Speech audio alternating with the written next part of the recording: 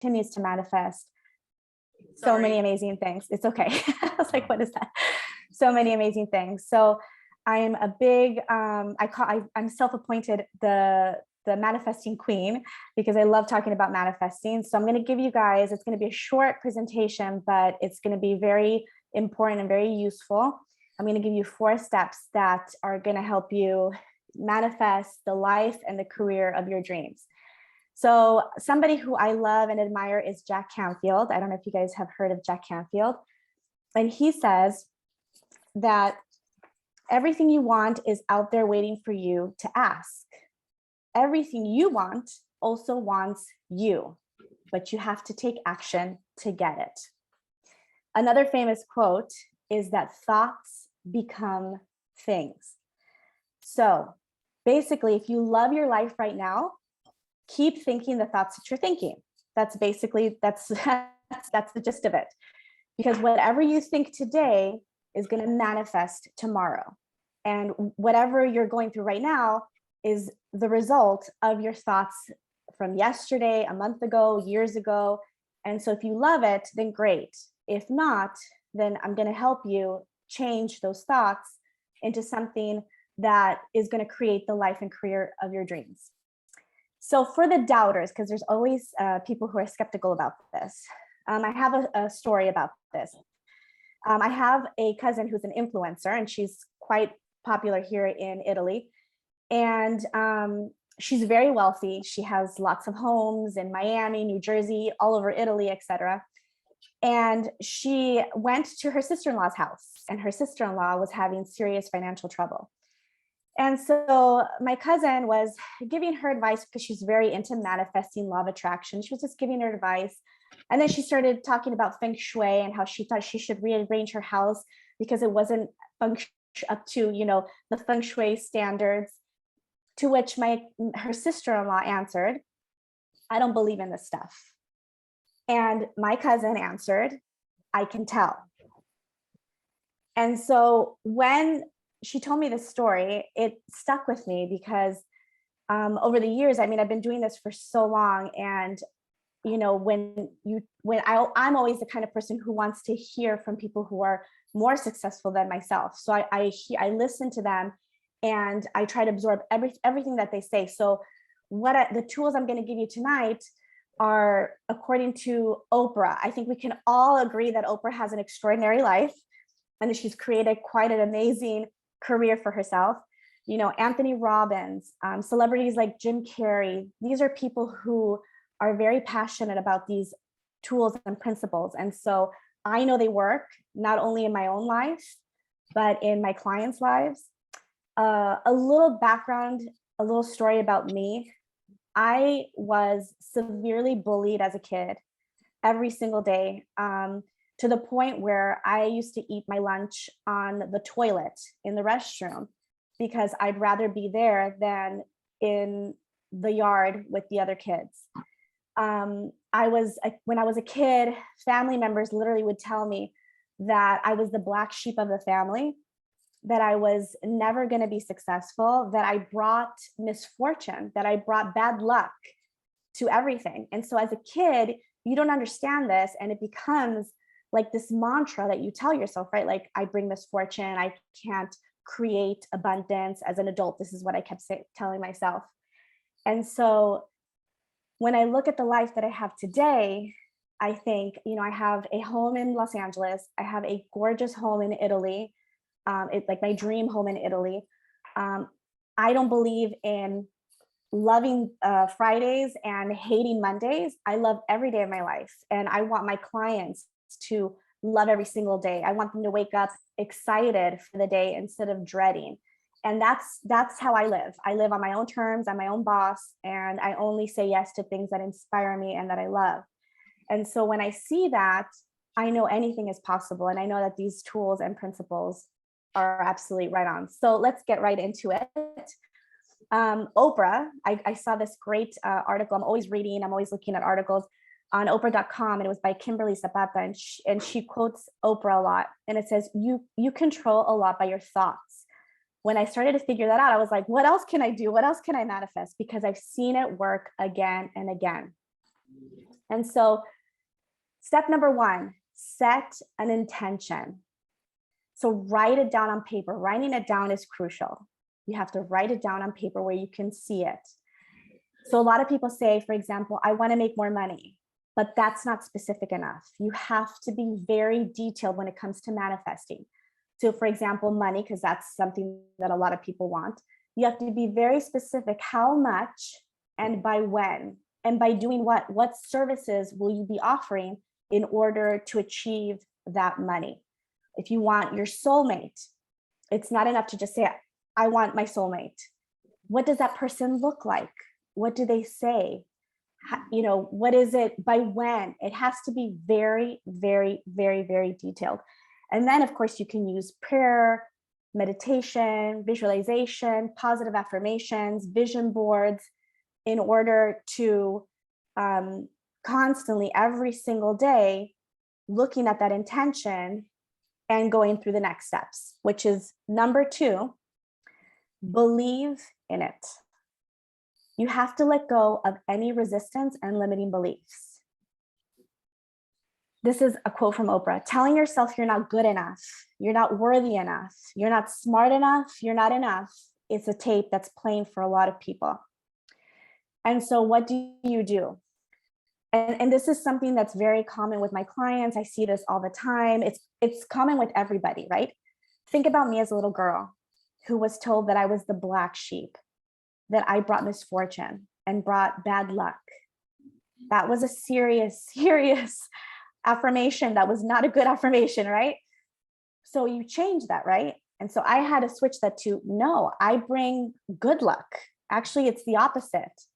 I bring such good fortune that I've made my clients so much money. I've launched so many successful careers. And so you see the evidence of it and you affirm that and you focus on that. So change all of those negative beliefs. First of all, identify them, find out what they are, and then switch them to something that's positive. Now, by the way, I'm not somebody who believes a lot of the positive, this positive stuff where you have to think positive 100% of the time. We're human, and that's not realistic. We're human. We're going to have negative thoughts. But so instead of beating yourself up and saying, oh my God, I'm doing it wrong, I'm thinking negatively, just realize you're human. It's completely normal. And then just go into, okay, that thought doesn't serve me. So let me think a thought that actually will serve me, if that makes sense. So number 3 is really important. Visualize. And so one thing is just saying, this is what I want. One thing is feeling it. The point of attraction, the way you're actually going to attract it is by feeling it, by changing your vibration. Energy is everything. Oprah talks about this too, how she realized that energy is everything. And so once we feel, how will it feel to have $200 million in the bank? How will it feel to have that soulmate? How will it feel to have the gorgeous home in Italy that you dreamed about? That's how I manifested everything that I had today. I literally would visualize and feel, oh my God, it would feel so good to walk through that door, to have a beautiful view, to love being in this gorgeous house of my dreams. You have to feel it. And once you feel it, and what I do is I keep that feeling for as long as I can. So I visualize it and hold it for as long as I can. And that's where you start attracting it into your life. It's magical. It's truly magical. And trust me, it works. And remember, another tip is when Oprah says that energy is everything, it really is. And so I would invite you to just think about the energy that you bring to the room, the energy you're bringing right now, because energy is everything. What kind of energy are you putting out in the world? Are you kind? Are you being loving? Are you smiling? Are you happy? Or the opposite? Because everything that you put out comes back. So it's just something to be mindful of, not judgment. I don't believe in judging. It's just to be aware, what energy am I putting out in the world? Is it a loving energy, or is it a defense, very like this defense mechanism where I'm very shut off. Just think about the energy that you bring every single day. Finally, and very important, is take action. So this is step number 4, take action. My mentor, Dr. John DeMartini, says a funny story. He was featured in The Secret. And years after The Secret came out, this lady came up to him very upset and saying, you know, I've been waiting for checks to come in the mail and, you know, my $1 million check to come in the mail and nothing has come. And I don't believe in the law of attraction. I don't believe in manifesting. He said, lady, have you gone out to work at all? And to which she was like, oh, I have to work. And so the answer is yes. Taking action is absolutely important. Maria McKenna says, if you see it, if you feel it, you will achieve it. The easiest way to manifest anything is to be clear about what you want. Don't give the universe mixed signals, and take action. Working toward your goal is imperative. And so whatever you can visualize in your mind, you can hold with your hands. This is still McKenna, and it's absolutely truth. I can reassure you that this has happened in my own life and in all of my clients' lives. So we all know what those actions are, the phone calls we have to make, the emails we have to send, the people we have to network. We know deep inside. And once you start taking that first action step, it's like doors magically open, and you will see the next door that needs to be magically open, and the next door and the next door. And it's amazing to see, because literally the universe is co-creating with you, but they want you to be a co-creator. So they want you to co-create with. So last but not least, and unfortunately I don't have too much time. I could talk about manifesting for hours and hours and hours, but I don't have too much time. So I'll end with this. Probably, again, speaking about energy, one of the most beautiful energies we can have is gratitude. So just being grateful, having a grateful heart, being grateful for where we're at right now, not judging ourselves, but loving where we're at right now.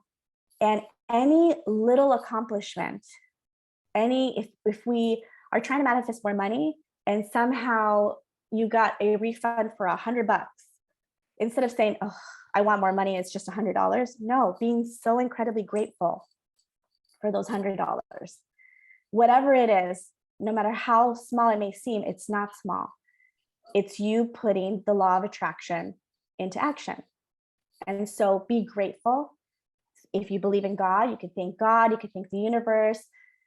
Being grateful only creates more magic in your life. I promise that. Having a grateful heart. Every single night, I recommend you going to sleep with at least 10 things that you're grateful for that day. And then waking up, same thing. What are you grateful for? And trust me, you will manifest anything in your life if you take all those action steps, and if you have a grateful heart. I promise you. I wish you the best of luck. Unfortunately, my time is up. But again, Kathy, thank you so much. You are a testament to all these beautiful steps and to the wonderful life that you've created, and the wonderful life that you help create so many people. I mean, you're helping so many people out there. It's such a domino effect. I love seeing it, and I can't wait to see more, because I just know that you're on fire. And the sky's the limit with you. So I can't wait to see what's next. Thank you so much for inviting me. I'm very honored. Thank you. In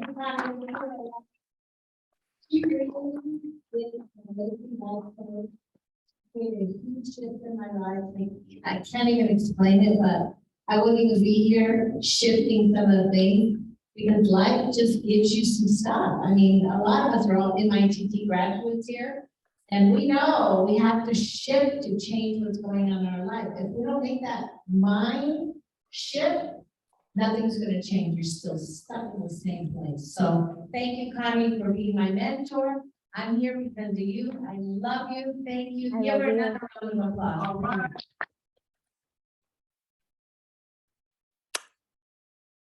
Thank you. Give her lots of kisses and lots of hugs. I can't, but do it for me. Thank you, Connie. Thank you. Bye.